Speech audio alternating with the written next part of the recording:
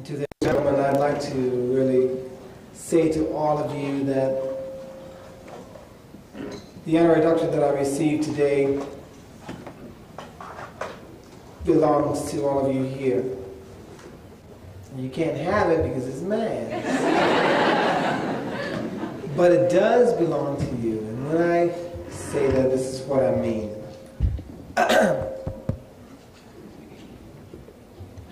If it was not for the fact that I consistently have received inspiration from you, by you, and through you, I would not have the courage to stand up and speak on things that I know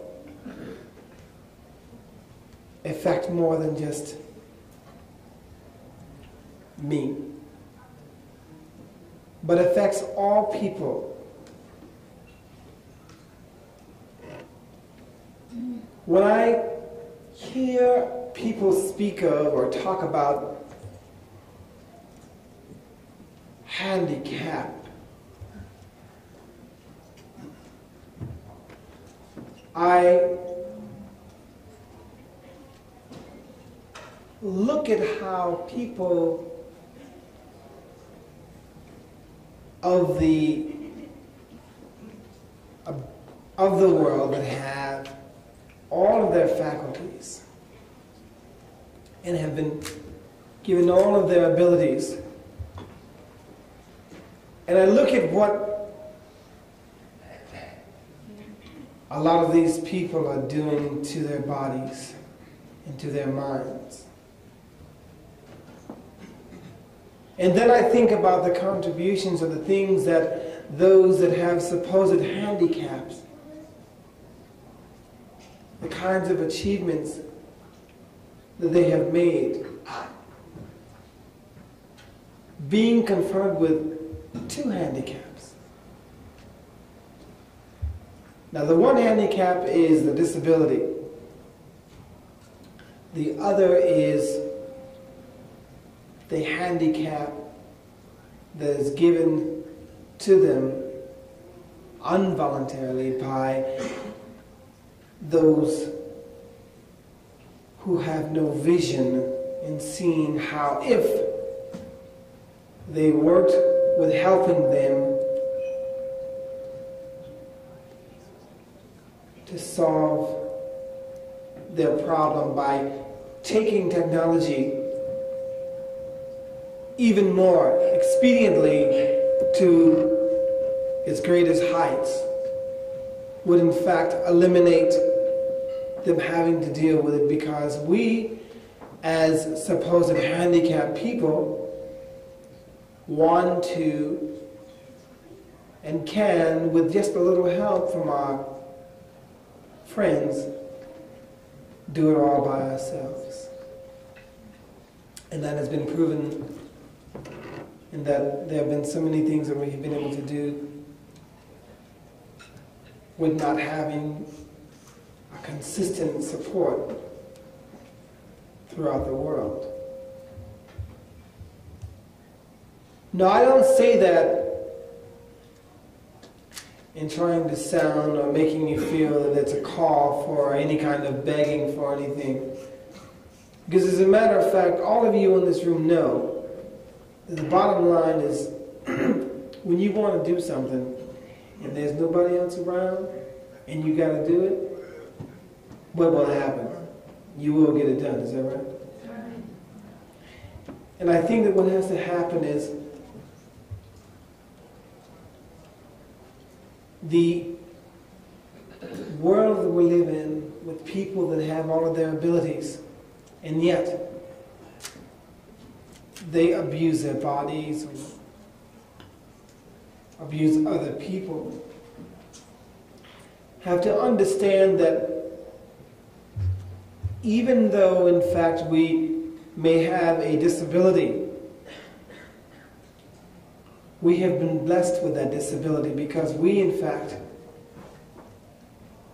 are able to show those who have all of it how, with not all of it,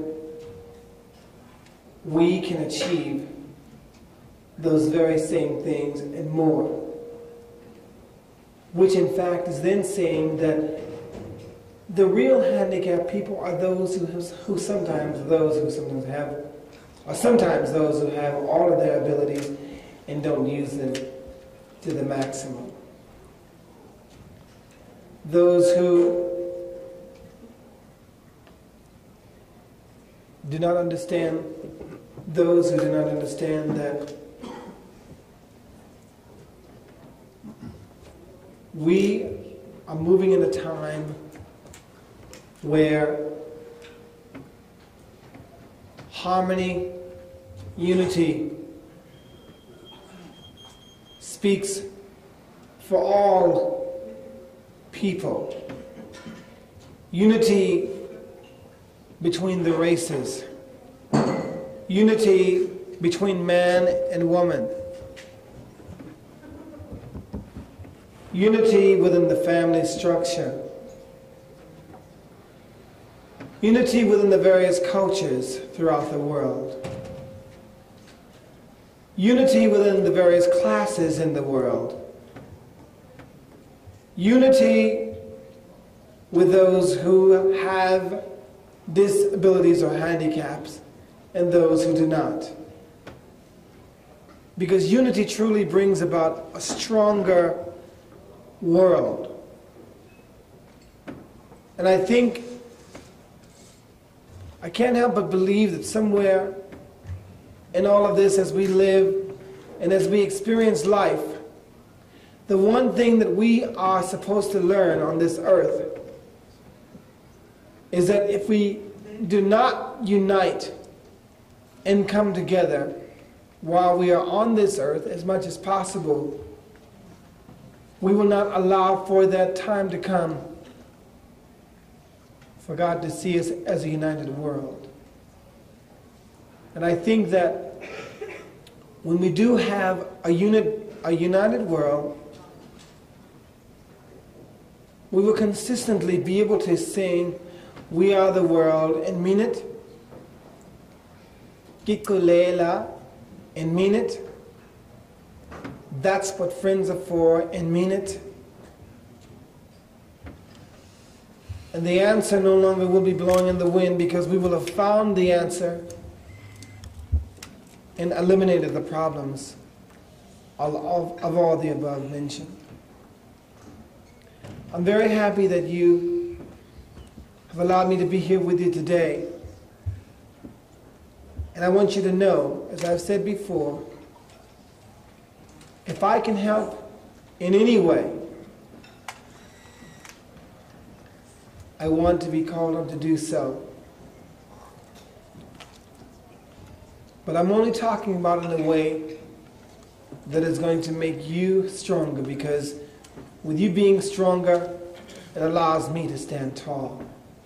And when I stand tall, it allows me to stand up and say, these are my people.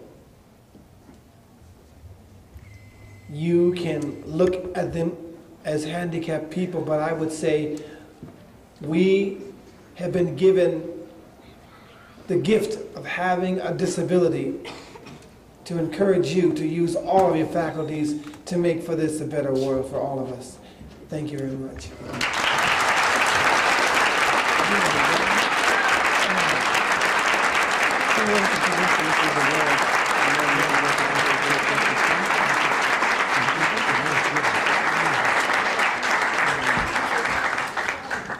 Of course, I got a cup out here where you give me some money.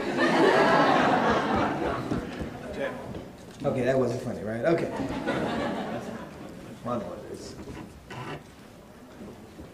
We're trying to fix this mic. I could have danced all night. Huh? Huh? I ain't breaking up nothing, brother. Huh? Where'd you get the money from? Oh, yeah. It's over here. It's over there, man. Steve, that was some wonderful words. Now, you know what? Did you know what? That was really messed up. Starting a speech over.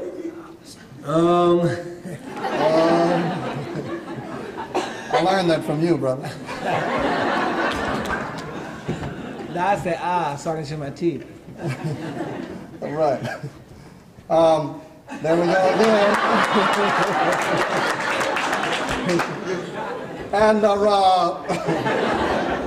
You gotta say yo. You gotta say yo. Yo. Yo. I've been to too many Stevie Wonder concerts, I guess. If we could ask Mr. Doug Mumby to come forward, I think he has a presentation to make to this fellow to my right. Spell that. Doug, are you? Yes, I'm here. All right. Steve, this is a surprise for you.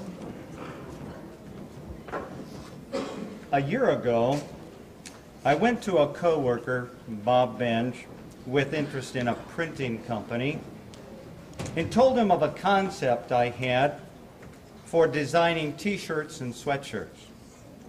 The concept was to create a line of designs in Braille that could be easily read in puff print ink. With the gracious help of some of my new friends with the Federation for the Blind, Glenn Vasey with the Mid-Michigan Center for the Blind, Fred Wurtzel with the Michigan Commission for the Blind, and J.J. Jackson of the Office of the Programs for Handicapper Students. I am honored to be able to present our first shirt in the newest design to not only one of Lansing's favorite people, but a worldwide favorite. And for any of you who do not yet read Level 1 Braille, the subtitle reads, Dr. Stevie. With great pleasure.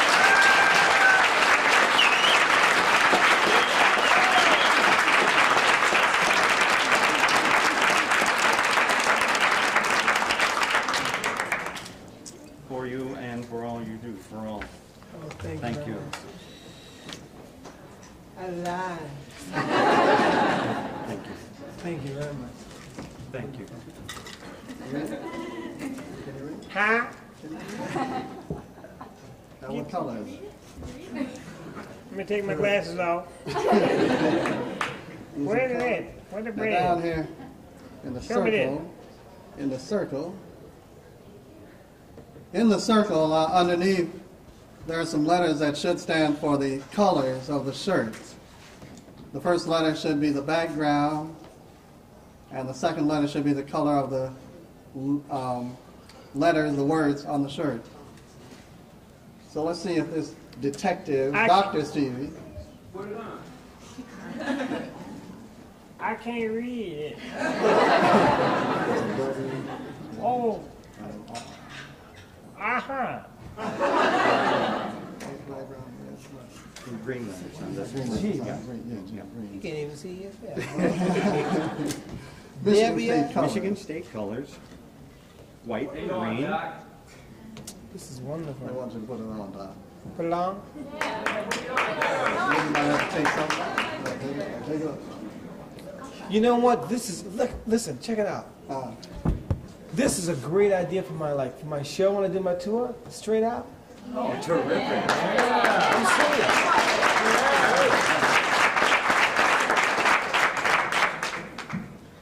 I've never really do much of it. Take it off. Take it off. Oh, y'all, I'm taking my glasses off. Pump it up, boy, just like that.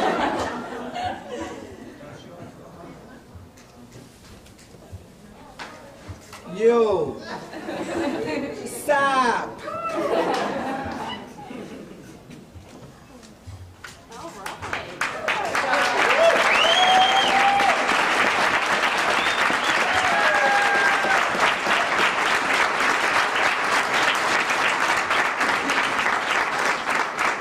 For those of you that cannot see me, I definitely look better than Jerome. I definitely look better than Eddie Murphy. Definitely. You look terrific. Thank you. Thank you. This is great though, but I really want to talk. I want to tell you about business. I will. Business. You bet. Thank you. My pleasure. Shall I walk up the stage now? Huh? You know what? Right. Right.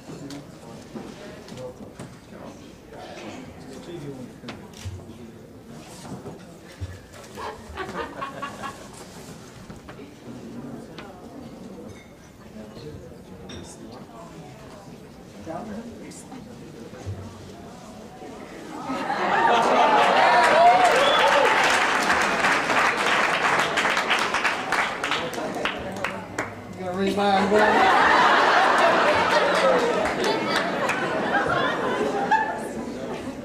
You gonna read this?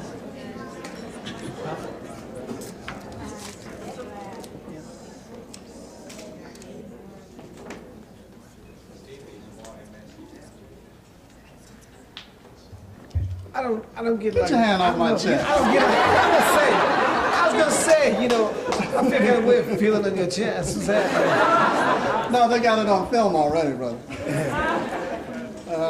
I am blind. Double trouble. It's a blind thing. It's a blind thing. Steve, we wanted to have the handicapped students have an opportunity to ask you some questions that might be on their mind. Do you have a few minutes that we can open up just a few questions here? Well, I've got a plane to catch in about 5 minutes, but hey, I'm flying the plane, so I determine when it leaves. You got a question here. Okay. Someone help us, Monica.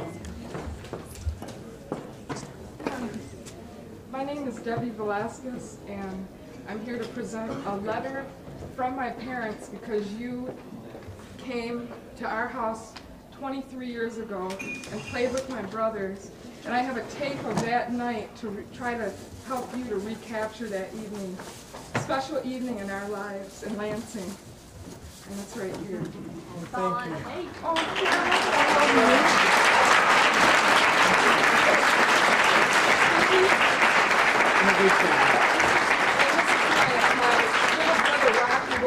I was only 4 years old when I last year. How you doing, Rocky? I was there then.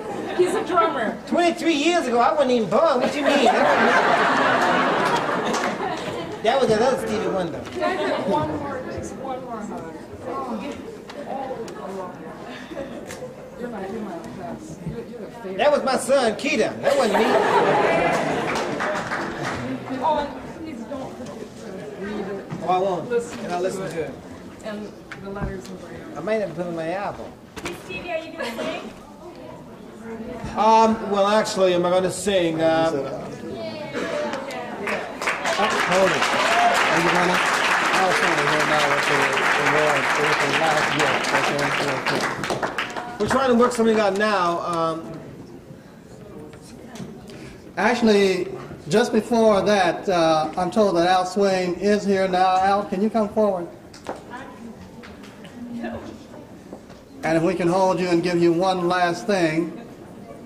Al, are you coming forward? Yes, I am. I'm right over here, Jerome. Yeah, right over here, right. Al is representing the Michigan State University's Support Group for the Blind, SGB. Excuse me, before Al comes up here, I have a very quick question. My name is Penny Adeline Robertson. I'm a graduate student here at Michigan State University in Higher Education Administration. I have a question for you, Stevie. Okay. I'd like to know what your greatest accomplishment is and how many children that you have. Oh. That's a question.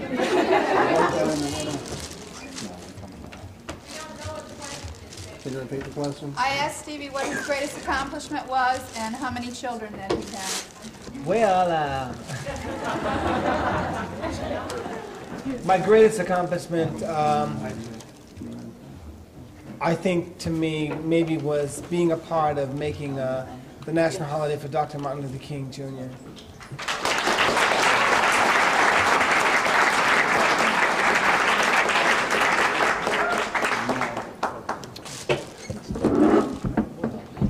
And I have 4 children. All right. Everybody come out.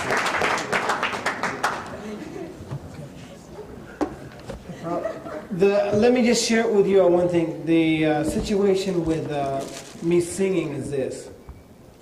On the straight, I have no problem with singing. The equipment was here.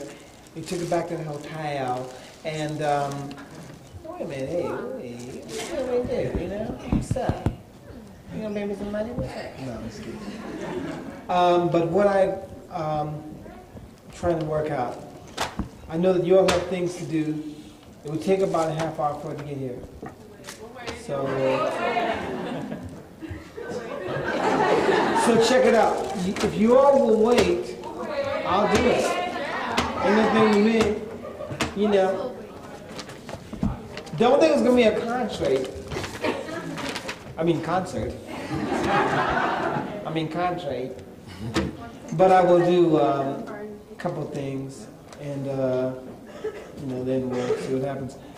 I'm gonna walk out and try to find something to eat because I'm kind of hungry. But I'll come right back, and when the equipment gets here, I'll do something.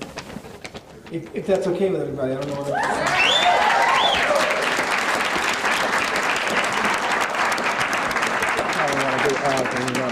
And at the end of the evening, you will be presented an IOU. Okay. All right, we have Al Swain in front here, and unfortunately the mic I don't think will go down there. Will it? No, I don't believe so. So Al has a presentation to make here. Can you speak loud, brother? Well, now that I found out that Stevie is hungry and about to evacuate the premises,